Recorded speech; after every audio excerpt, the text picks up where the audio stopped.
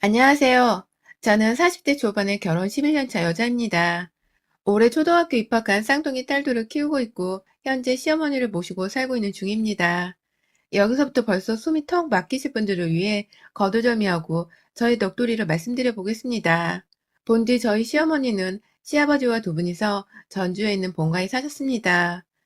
아버님 고향이 전주이고 어머님은 시집 오신 이후로 쭉 거기서 저희 남편의 도련님, 아주버님, 형님을 다 낳고 사셨는데 코로나 터지기 1년 전에 시아버님이 심장질환으로 돌아가시자마자 이놈의 망할 형제들이 시어머니를 모시지 않겠다며 장래 후 하나같이 잠수를 타버린 바람에 뜬금없이 셋째 자식이었던 저희 남편이 어머님을 모시고 집에 왔어요. 졸지에 저는 형님도 있고 큰아주버님도 계신데 혼자 등신처럼 홀로 남은 엄마를 경제적인 도움조차 받지 못하고 데려온 남편을 옆에서 얼척이 없다며 지켜볼 수밖에 없었습니다. 당연히 저는 합가가 정말 하기 싫었습니다.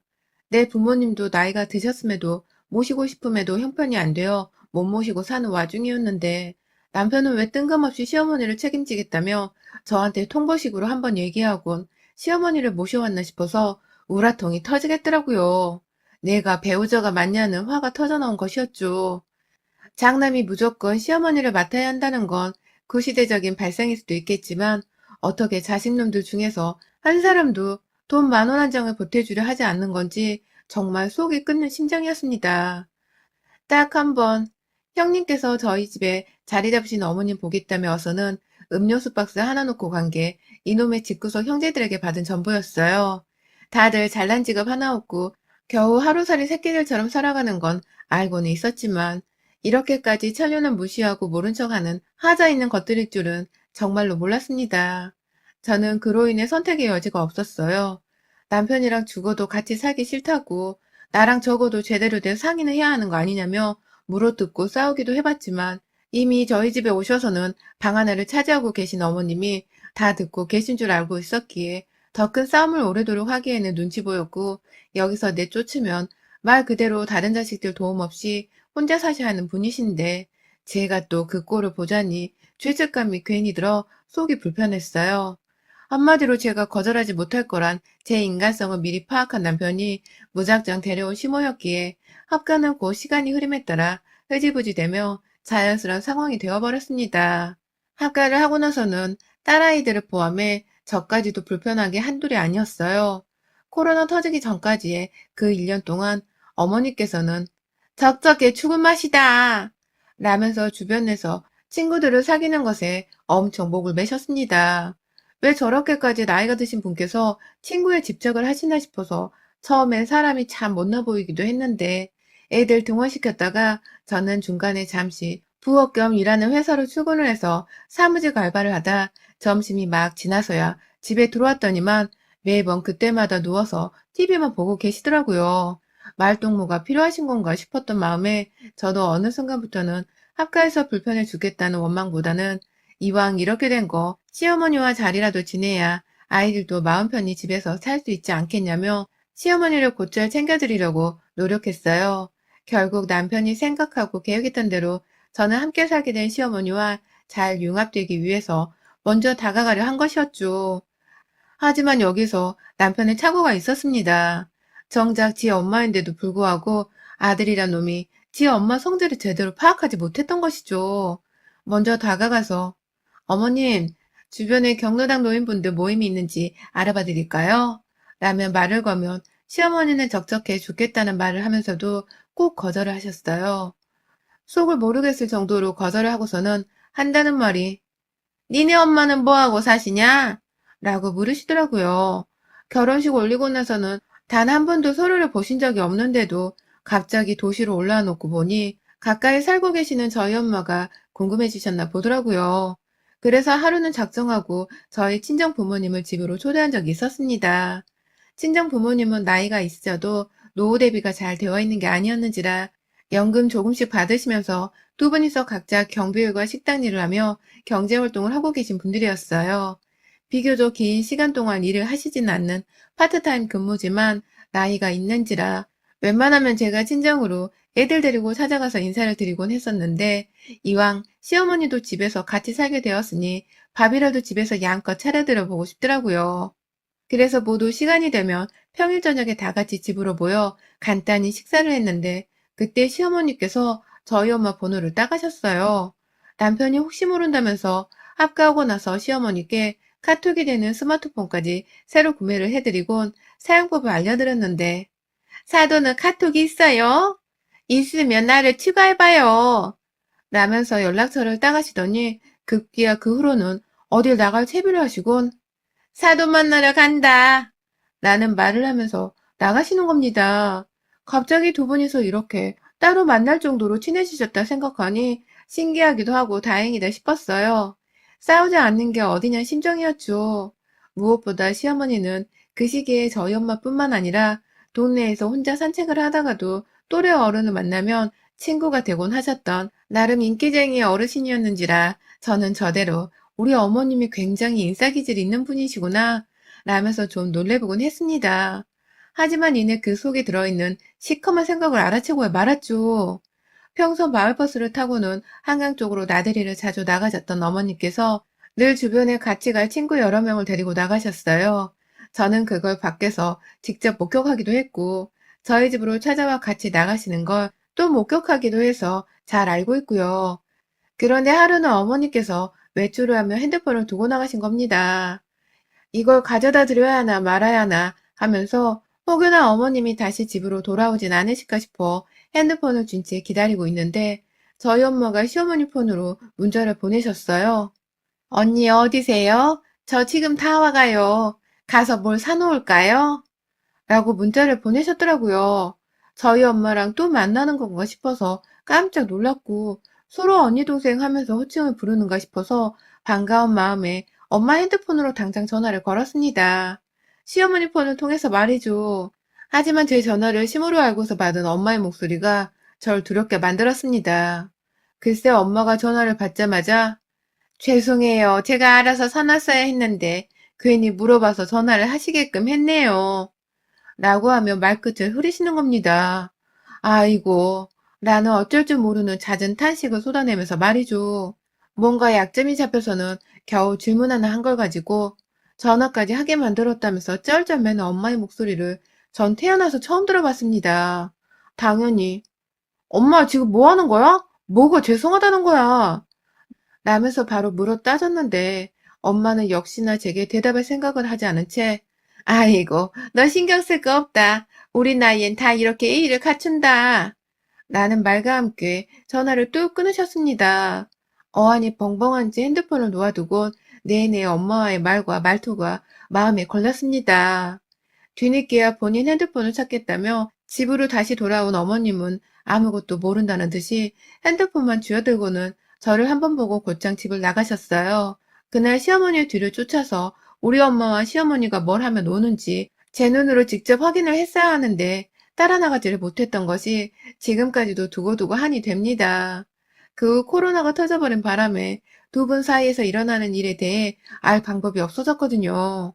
코로나로 인해 시어머니는 아이 외출은커녕 아파트 내에서도 주민들 사이에서 노인분들 조심시키자는 경계령 같은 게 떨어져서 모두가 다 집안에 있는 어른들의 외출을 자제하려는 분위기였어요. 그래서 저도 제가 집에서 주부로 사는 사람이었기 때문에 웬만하면 젊은 제가 마스크 끼고 나가서 장을 보거나 시어머니 부탁을 들어드리곤 했고요. 시어머니는 거의 안지 얼마 안 되는 그 친구들을 만나지는 못하고 늘 카톡으로 메시지만 주고받느라 핸드폰을 손에 놓지를 못하고 사셨습니다.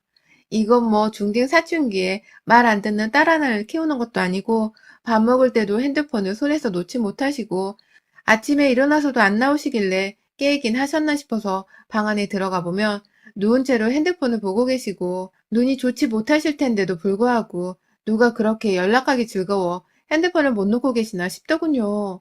그럼에도 제 알바가 아니고 자식인 남편이 어련히 챙기시겠지 싶어서 내버려 뒀습니다. 제가 잔소리를 한다고 해서 주의 깊게 들을 분도 아니셨으니까요. 하지만 두문분출하던 어머님이 올 초부터 다시 밖을 나돌아다니기 시작하셨어요. 그간 너무 답답하다면서 작년 말부터 조금씩 동네 산책에서 한강 산책으로 범위를 넓혔는데 올 초 또래 어머님 두 분이 저희 집에 와서 어머님과 함께 밖을 나가시더군요. 저도 길어지는 코로나로 인해서 마냥 어머님을 가지 말라며 붙잡지는 않았습니다. 줄곧 마스크를 잘 쓰기도 했으니 다 괜찮다 생각했고요. 그렇게 5월이 되도록 연초부터는 더 작게 그리고 마음 편하게 시어머니가 외출을 감행하셨고요. 저희 집으로 찾아오는 어머님 주변 분들의 발길도 더욱 잦아졌습니다. 저로서는 아직 코로나가 끝난 게 아니니까 우리 집으로 사람이 좀 그만 찾아왔으면 좋겠는데 어머님 지인분들은 하나같이 잊을만 하면 배를 누르시곤 집안에 들어와서 우르르 현관에 몰려 계시다 어머님이 나서면 함께 문을 쾅 닫고 나가버리셨어요. 마치 일진이긴 일진인데 나이만 60이 넘어서 할머니 일진들이 모여있는 것 같았으니 상상하면 기분이 상쾌할 리가 없었습니다. 그날도 시어머니가 외출한다고 본인 방에서 막 준비를 하고 계시던 때였어요. 그런데 애들 방 청소를 하고 있는 와중에 저희 친정 아버지께 오랜만에 연락이 왔습니다. 작년 동안 코로나를 핑계로 얼굴을 제대로 보지 못한 채 안부 문자만 주고받아 왔었는데 웬일로 연락이 와서는 너희 시어머니 간수 좀 똑바로 잘하면 안 되냐? 라고 하시더라고요. 이게 도대체 무슨 소리인가 싶어서 물어보니 네 엄마가 요새 또 네 시엄마한테 불려나가서 하는 소리가 아니냐. 그 옆에 내가 허구한 날 연락을 해서 나오라고 하고 사오라고 하고 사돈이 아니라 원수다 원수. 네 엄마를 무슨 시중드는 한우로 하는 거야 뭐야. 라면서 막 화를 내는데 이게 다 무슨 소리인가 싶더라고요. 알겠다고 진정부터 시켜드린 채 전화를 끊곤 잠깐 생각을 했습니다. 시중 둔다는 아버지 말에 문득 작년과 재작년에 있었던 일이 떠올랐거든요. 저희 엄마가 언니라 시모를 부르면서 뭘 사가야 하냐고 그리고 전화하게 해서 죄송하다고 하셨던 그 수화기 너머로 말을 하셨던 것이 말입니다. 혹 우리 엄마가 그때 시모한테 단순히 예의를 갖춘 것이 아니라 친정 아버지 말처럼 시중이라도 들고 있었던 게 아닌가 싶어 갑자기 뒷골이 확 땡겼어요. 시어머니 방에 가보니 어머님은 이미 외출 준비를 마치셨고 꼼꼼하게 마스크도 쓴 채로 나 나갔다 온다 라며 나가시는데 제가 어디를 가시냐고 누구를 만나시냐고 물어보니 내가 친구들 말고 만나는 사람이 또 어딨냐 그냥 놀러 한번 갔다 오는 거지 라면서 나가시는 겁니다. 불이 났게 그와 동시에 저희 친정엄마한테 연락을 했어요. 그러자 엄마는 한참 벨이 울리다 전화를 받으셨는데 어딜 가시는 중인지 주변에서 버스 안내방송 소리가 들리더라고요. 설마 싶어서 엄마 지금 한강 가는 길이야? 라고 물어보니 엄마는 어떻게 알았어? 시어머니가 말하셨니? 라면서 당황하셨고요. 전 또 설마 싶어서 엄마, 요즘 시간이 많은가 봐? 시어머니가 부르는 족족 이렇게 다 나가는 거야? 라고 저도 모르게 짜증이 섞여 답답하다며 화를 내자 엄만 괜찮아. 나가서 바람도 쐬고 좋지 뭐. 이만 끊자. 엄마 다 왔다. 라는 말과 함께 후딱 전화를 끊어버리셨어요. 버스 방송에서는 역시나 제가 아는 저희 집에서 버스를 타고 가다 보면 나오는 그 한강 정류장 이름이 흘러나오고 있었고요. 제가 너무 주제넘게 오지랖을 부리는 거라 생각했습니다. 아무 일도 없을 텐데 괜한 상상력으로 우리 엄마 걱정을 한다고 생각하려 했어요. 하지만 정말 요즘 한강 대학생 사건도 그렇고 한강만 떠올리면 찝찝한 사건에 기분이 더럽고 불쾌해 죽겠는데 친정 아버지로부터 받은 전화가 너무 심상찮게 느껴지기도 했고 엄마 목소리가 마냥 개운하거나 한강 나들이 가는 사람 마냥 기분이 좋아 보이지도 않는 것이 진짜 계속 찜찜하더라고요. 그래서 결국 딸내미인 제가 나서버렸습니다. 무작정 두 분이서 만날 거라 생각되는 곳으로 그냥 집 앞에서 버스를 타고 도착하는 그 한강 정류장으로 멋모르고 따라 나서본 것이었죠.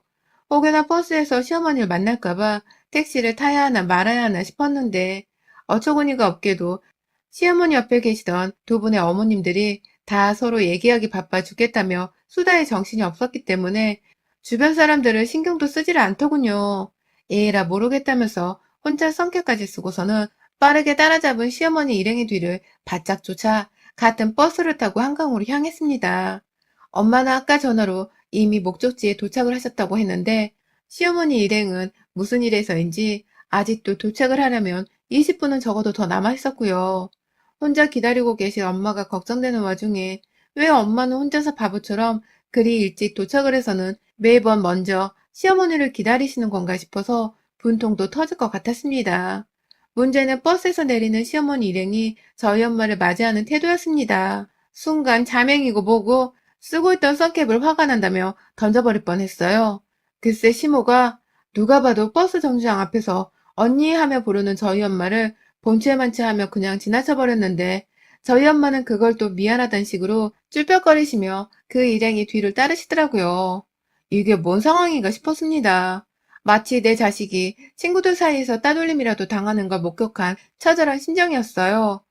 그리고는 그 일행넷을 따라 나서는데 쫄래쫄래 앞서가는 건 여전히 시어머니와 그 주변 두 아주머니셨고 저희 엄마는 기껏 일찍 도착해서 기다리기도 오래 기다렸을 텐데 누구 하나랑 제대로 된 대화 한 번은 해보지를 못한 채 뒤에서 따라가고 계셨고 급기야 공원 안에 들어가면 넓은 잔디공원 한가운데에 편의점이 하나 있는데 한두 번이 아니라는 듯이 남은 일행들은 잔디가 아닌 벤치가 있는 의자 쪽에 가시더니만 저희 엄마 혼자서 호다닥 뛰어 편의점으로 들어가시는 겁니다.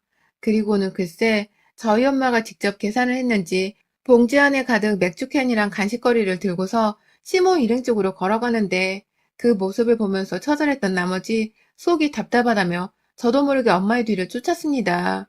엄마는 일행 앞에 고맙단 소리 한 번 안 하는 그 노인네들한테 맥주캔을 따주며 앞에 놓았고 이내 자신도 한잔 하려는 것을 시모가 나서서 말하더라고요. 안 되지. 나중에 이거 다 치고 가야 하는데 같이 술 먹고 뻗어버리면 어떡해. 우린 너 안 데리고 갈 건데. 라고 말을 하자 옆에서 뭐가 웃긴지 일행들이 쳐웃는데 확 뒤통수를 갈겨주고 싶었습니다. 엄마가 맛있게 드세요. 라면서 별다른 대꾸도 못한 채 시모 말에 그냥 수긍을 하곤 멀찌감치 혼자 앉으려 하는데 제가 그 모습에 아니 우리 엄마가 지들 쫄딱 그러는 거야. 뭐야? 이 할망구들이 정신머리가 나갔나? 돈 계산은 하고 얻어 처먹는 거예요? 지금 우리 엄마 앞에 두고서 뭐하는 짓거리들이에요? 라며 다가가 대뜸 처먹고 있던 맥주캔을 뺏어다 시모의 얼굴에 부어버렸습니다. 들고 있던 빈캔을 옆에 있던 일행 아줌마한테 던져버리자 그게 어깨를 맞고 땅바닥에 튕겨져 나가 요란스러운 깡통 소리를 내는데 그 시각에 있던 젊은이들이 저희를 바라보는 게 다 느껴질 정도였죠. 시어머니는 저를 보고 당황해서 맥주를 얻어맞았음에도 불구하고 그걸 닦아내며 네가 여기 웬일이냐? 라며 어찌 찾아온지만 묻다가 급기야 저희 엄마한테 버릇처럼 무례할 정도로 우리 여기 있다고 네가 꼰지른 거야? 라며 저희 엄마를 향해 화를 내는데 제가 그만 꼭지가 돌아서는 시모의 멱살을 잡고 끌고 내려갔습니다. 한강으로 말입니다. 물가로 들어가는 길이 그 방면에서는 없었는데도 시모는 물에 빠뜨려 정신을 차리게 해주겠다며 네 사돈인 걸 알면서도 예의를 밥 말아먹고 말을 그따위로 하냐면서 멱살을 놓치지 않은 채 엄마의 만류에도 불구하고 시모를 끌고 걸어갔어요. 자전거 도로가 바로 앞에 있어서 옆에 자전거 탄 사람들이 무섭도록 달려오고 있었는데 그걸 무시하고 길가로 나갔다가 사고도 날 뻔했어요. 눈에 뵈는 게 없어서 차라리 사고라도 나서 시모를 병신으로 만들어버리고 싶은 심정이었습니다. 기겁을 하고서는 시모가 제게 살려달라고 애원부터 하기 시작했고 뭘 잘못했길래 나한테 살려달래요. 내가 죽일 생각인 건 알고 있긴 한가 보죠. 라며 대꾸를 하자 그게 아니라 한 번만 봐줘. 라면서 결국 자기 잘못이 뭔지는 말하지 않고 봐달라는 아부만 떨더라고요. 결국 저는 자전거 도로를 지나치자마자 아래에 있는 배 선착장인지 먼 흰다리가 있길래 그리로 끌고 가다 말고 급기야 시모의 머리를 한강 물 쪽으로 처박아 버렸고 시모는 다행히 물 안으로 떨어지진 않았지만 눈앞에 있는 한강물이 제법 차 보이긴 한 건지 아유 며느라 내가 좀 얻어먹겠다고 한 건데 생각이 짧았다. 라면서 진절머리를 치며 경기를 일으키더라고요.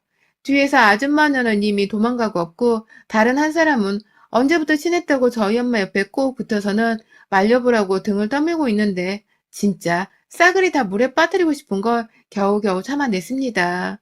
그날 시모는 완전히 맥주에 얼굴이 젖은 채로 한강 공원에 있는 아리수물로 세수를 하고선 홀딱 젖은 생쥐꼴로 옆에서 뒤늦게야 도와주는 척을 하며 부축하는 지인의 도움도 뿌리친 채 집으로 돌아갔고 저는 마저 엄마를 챙긴다고 따로 밥을 사드리고선 대화를 좀 하다 친정집에 바래다 드렸습니다. 그간 시무가 서울 올라오고 나서 저희 엄마한테 전화를 해서는 한두 번도 아니고 거의 매번 이런 식으로 밖으로 불러내 돈을 쓰게 하고 뭘 사달라고 급기야 자기가 사귄 서울 친구 앞에서 사돈을 잡는 척 해대면서 자기 기강을 세우고 센 척을 하려 했다고 하더군요. 그러니까 한마디로 지 친구들 앞에서 나는 사돈을 이렇게 부려먹고 살아 라는 척을 해보기 위해서 고의적으로 저희 엄마를 더 모질게 하냐 대하듯 하고 시중을 들게 한 것이었습니다. 이 말을 들으니 저는 더욱 열이 받았고 그날 집으로 돌아가서는 심호방을 아주 개판으로 만들어놨어요. 혼자 살다 뒤질년을 데려와 보살펴줬더니만 내 엄마한테 감히 그딴 짓을 하고 살았어? 라면서 시모의 방 안에 있는 몇 없는 가구들을 우리 딸들 교육시킬 때 쓰던 작은 화이트보드를 들고 와서는 때려 부수며 아주 개박살을 내버렸고요. 시모의 입에서 절대로 우리 엄마를 다시 만나지 않겠다는 약속과 각서를 받아낼 때까지 정말 정신나간 년마냥 시모 방의 벽지까지 뜯어버렸어요. 저의 경기에 소름이 돋는 걸 떠나 거의 겁에 질려 감히 얼굴도 못 쳐다보던 시모는 이러다 자신이 쫓겨날지도 모르겠다고 생각을 한 건지 약속하란 말에 약속을, 각서 쓰란 말에 바로 각서를 쓰면서 저한테 다시는 안 그러겠다는 굳은 의지를 보였고요. 그렇게 저는 혼자 알아서 방을 치우던지 내버려 두고 살던지 알아서 짜져 있으란 말을 하곤 시모 방 문을 닫고 거실로 나왔어요. 그날 시모는 오줌도 안 마려운지 방 밖으로 감히 나와보지도 못한 채 문을 걸어 잠그고 혼자 자진해서 갇혀 있었고 지금까지도 가족들 눈 피해서 집안을 돌아다니며 살고 있습니다. 이 옆편네 제 눈치 보느라 그 좋아하는 TV도 제대로 못 본 채로 있고 제가 핸드폰을 뺏어버린 바람에 연락도 누구랑 못한 채로 혼자 거의 돛 닦는 듯이 방에 처박혀 있어요. 저희 딸들은 할머니 다시 시골로 내려가셨냐고 하는데 전 시모 들으라고 그랬으면 좋겠다 라며 일부러 거실에서 큰 소리로 시모를 욕보이고 있으며 남편도 어머니 요즘 괜찮으시냐며 퇴근하면 괜히 방 밖에서 노크하고 문 열라 하며 시모를 찾는데 제가 일부러 내버려둬 혼자 있고 싶겠지 그래야 할걸? 라면서 나오지 말라며 또 큰 소리로 말합니다. 전 이 생활을 오래가 갈 때까지 절대로 바꾸지 않고 내버려 둘 생각입니다. 정말로 시모가 저와 사는 게 괴롭다면서 머리라도 깎아서 절에라도 들어가게 바라는 심정으로 내 엄마한테 함부로 한 짓거리를 되갚아주기 위해 시모를 더욱 독하게 따돌리고 무시하며 살 거예요. 저러다 입에 거미줄이라도 쳐서 평생 입도 못 열었으면 좋겠습니다. 여러분의 생각은 댓글로 남겨주세요. 오늘도 시청해주셔서 정말 감사합니다.